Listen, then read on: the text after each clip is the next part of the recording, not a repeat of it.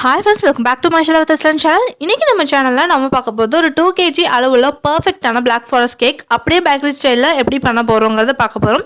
So இந்த வீடியோக்குள்ள போறதுக்கு முன்னாடி நீங்க என்னோட வீடியோ ஃபர்ஸ்ட் டைம் பார்க்கறீங்க அப்படினா நம்ம சேனலை Subscribe பண்ணி அந்த பெல் ஐகானும் கிளிக் பண்ணி வெச்சுக்கோங்க. அப்பதான் நான் போடுற எல்லா வீடியோ உங்களுக்கு நோட்டிஃபிகேஷனா வந்துட்டு இருக்கும். சோ இப்போ வாங்க வீடியோக்குள்ள போலாம்.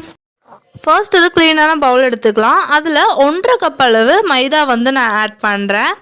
இது வந்து 250 ml அளவுள்ள கப். அடுத்ததா 1/2 கப் அளவு கொக்கோ பவுடர் வந்து நான் ஆட் பண்றேன். எல்லாமே சேம் கப்ல அளவு எடுத்து நீங்க வந்து யூஸ் பண்ணிக்கங்க. அடுத்ததா 2 டீஸ்பூன் அளவு பேக்கிங் பவுடர் வந்து ஆட் பண்றோம். இதுல பேக்கிங் சோடா நம்ம ஆட் பண்ண போறது கிடையாது. சோ இந்த ingredients மட்டும் தான் வந்து dry ingredients. இது எல்லாத்தையும் நம்ம நல்லா ஒரு whisk வச்சு mix பண்ணி எடுத்துக்கலாம். நீங்க இந்த flour இதெல்லாம் போடும்போதே வந்து ஒரு strainer வச்சு அதுல போட்டுட்டீங்க அப்படினா திருப்பியும் ஒரு டைம் வந்து நீங்க strain பண்ண வேண்டிய அவசியம் இருக்காது. நான் வந்து மறந்துட்டு எல்லா ingredients ஒட்டுக்க ஆட் பண்ணிட்டேன். அதனால நான் என்ன பண்றேன்னா திருப்பி ஸ்ட்ரெயினர் வச்சிட்டு அதை ஸ்ட்ரெயின் பண்ணி எடுக்க போறேன். இப்போ நம்மளோட ட்ரை ingredients எல்லாமே ரெடியா இருக்கு. ingredients எல்லாமே வந்து நான் வந்து கப் கணக்குல சொல்லிட்டு இருக்கேன். கிராம் கணக்கு வேணும் அப்படினா டிஸ்கிரிப்ஷன் பாக்ஸை வந்து செக் பண்ணிக்கங்க. இப்போ வந்து ஒரு க்ளீனான பவுல்ல 5 முட்டை வந்து நம்ம உடைச்சு ஊத்திக்கலாம். மஞ்சள் கருவு தனியா வெள்ளை கருவுக்கு தனியா கிடையாது. எல்லாம் ஒட்டுக்கா தான் நான் ஆட் பண்றேன். ஏன்னா இதனால சூப்பரான ஒரு மாய்ஸ்ட் கேக்கா வரப்போகுது. அதுக்காக தான். ஸோ இது வந்து நல்லா ஒரு ஹை ஸ்பீட்ல 1 மினிட் அடிச்சுக்கலாம். அடிச்சதும் இந்த மாதிரி நல்லா வந்து பஃப்னு வந்துரும். அடுத்ததா 3/4 கப் அளவு சக்கரை நம்ம இதில் மொத்தமாக ஆட் பண்ண போகிறோம். 2 பேட்சாக வந்து ஆட் பண்ணிக்கோங்க. ஆட் பண்ணிவிட்டு அதையும் நல்லா வந்து அடிச்சு எடுத்துலாம். 5 மினிட்ஸ் கிட்ட அடிச்சு எடுத்துருங்க. அடுத்தது அதில் ஒரு 1/4 கப் அளவு ஆயில் ஆட் பண்ணுறேன். Sunflower oil. 2 டீஸ்பூன் அளவு வெனிலா எசன்ஸ் ஆட் பண்ணுறேன்.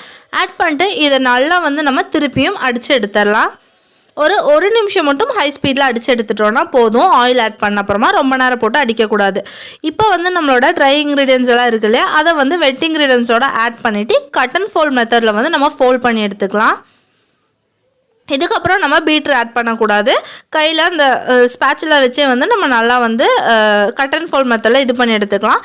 இது கூட வந்துட்டு 1 கப் அளவு நல்லா எல்லாம் சூட்டில் உள்ள பால் வந்து நான் எடுத்திருக்கேன். அதையும் வந்து இடையில ஆட் பண்ணிட்டு கொஞ்சம் கொஞ்சம் ஃப்ளாராக போட்டுட்டு நீங்கள் வந்து மிக்ஸ் பண்ணி எடுத்துக்கோங்க. கடைசி ஃபைனலாக நம்ம பைண்ட் பண்ண போகிறது வந்துட்டு ஃப்ளார் வச்சு தான் பைண்ட் பண்ணணும். மில்க் ஆட் பண்ணக்கூடாது.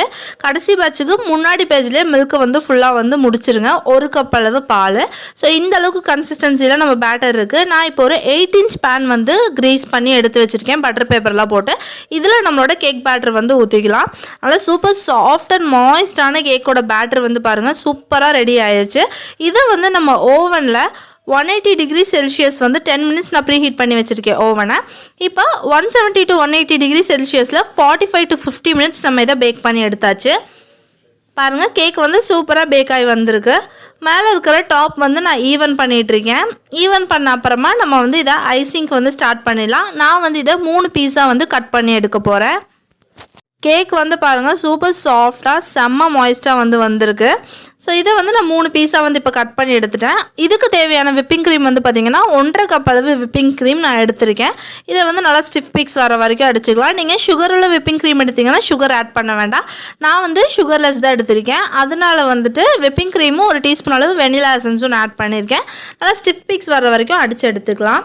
இப்போ ஒரு கேக் பேஸ் வச்சுட்டு அதில் வந்து நம்ம ஐசிங் ஸ்டார்ட் பண்ணலாம். கொஞ்சமாக க்ரீம் வச்சு விட்டுடலாம். கேக் வந்து நகர்ந்து போகாமல் இருக்கிறதுக்காக ஃபர்ஸ்ட் லேயர் கேக் வந்து நம்ம ப்ளேஸ் பண்ணிடலாம். ப்ளேஸ் பண்ணிட்டு ஒயிட் ஃபாரஸ்ட் பொறுத்த வரைக்கும் நம்ம தொட்டதுமே அப்படி கரைஞ்சி போகிற மாதிரி இருக்கும். ஸோ அதுக்கு மெயினான ரீசன் வந்து நம்ம நிறைய சுகர் சிரப் ஆட் பண்ணணும். அதுதான் வந்துட்டு மெயின் ரீசன். அதே மாதிரி கொக்கோ பவுடரும் நல்லா டார்க் கொக்கோ பவுடர் ஆட் பண்ணோன்னா பிளாக் ஃபாரஸ்ட் வந்து பர்ஃபெக்டாக நமக்கு வந்துடும். ஸோ இப்போ வந்து பார்த்திங்கன்னா இதில் நம்மளோட விப்பிங் க்ரீம் அடுத்த லேயரில் வச்சிடலாம். ஸோ நீங்கள் சுகர் சிரப்பில் சோக் பண்ணும்போது கொஞ்சம் அதிகமான சுகர் சிரப் வந்து ஆட் பண்ணிக்கோங்க பிளாக் ஃபாரஸ்ட் கேக் அப்படிங்கிறனால. இப்போ வந்துட்டு ஒரு லேயர் வச்சாச்சு. எப்போவுமே யூஸ்வலாக நம்ம பிளாக் ஃபாரஸ்ட் பண்ணும்போது பார்த்திங்கன்னா செர்ரி வந்து நடுவில் போடணும். விப்பிங் க்ரீம் மேலே கண்டிப்பாக செர்ரி வந்து இருந்தாலும் அது பிளாக் ஃபாரஸ்ட்டு. ஸோ நான் வந்து செர்ரி ஆட் பண்ணல. ஏன்னா இங்கே எனக்கு கிடைக்கிற செர்ரி வந்து ஒரு மாதிரி ஒரு அதோட ஸ்மெல் வந்து பார்த்திங்கன்னா ஒரு மெடிசன் ஸ்மெல் மாதிரி இருக்குது. ஸோ நான் வந்து உள்ளே வந்து செர்ரி ஆட் பண்ணவே கிடையாது. விப்பிங் க்ரீமும் சுகர் சிரப் மட்டும்தான் நான் வந்து ஆட் பண்ணிகிட்ருக்கேன். நீங்கள் கண்டிப்பாக வந்துட்டு செர்ரி வந்து அதில் ஆட் பண்ணிக்கோங்க. நான் வந்து க்ரம் கோட் போட்டு 1 hour ஃப்ரிட்ஜில் எடுத்து வச்சுட்டு அதுக்கப்புறமா வந்து நான் ஐசிங் பண்ண ஸ்டார்ட் பண்ணுறேன். இப்போ வந்து ஈவன் பண்ணியாச்சு. இது ஃபுல்லாக ஈவன் பண்ணியாச்சு.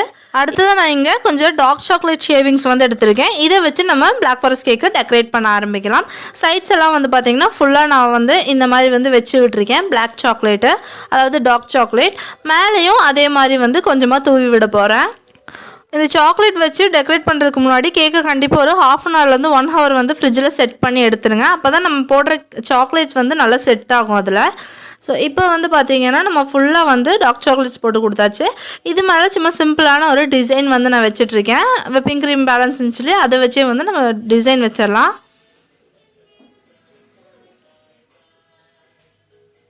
ஸோ டிசைன் வச்ச அப்புறமா அது மேலே வந்து நான் வந்து ரெட் கலர் செர்ரி வந்து வச்சுருக்கேன்.